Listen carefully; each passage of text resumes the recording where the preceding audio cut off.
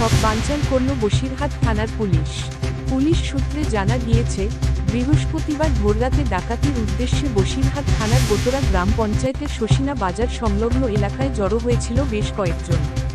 গোপন সূত্রে সেই খবর দিয়ে পৌঁছায় বসিরহাট থানার ভারপ্রাপ্ত আইসি রক্তিম চট্টোপাধ্যায়ের কাছে। তার নির্দেশে একদল পুলিশ গিয়ে 5 ডাকাতকে হাতেনাতে পাকড়াও করে।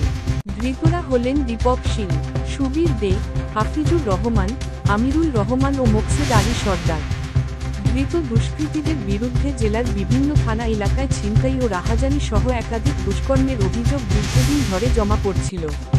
তাদের কাছ থেকে উদ্ধার হয়েছে একটি 7mm পিস্তল, 2 রাউন্ড গুলি, 2টি ওয়াকিটকি সেট ও 15,000 টাকার ভারতীয় জাল নোট। ধৃতদের বৃহস্পতিবার বসিরহাট আদালতে পেশ করা হয়। 7 দিনের পুলিশ হেফাজতে নেওয়ার আবেদন জানিয়েছে বিচারকের কাছে।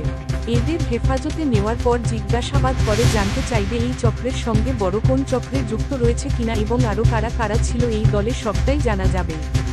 মৃন্ময় নুস্করের রিপোর্ট, জেলার বার্তা।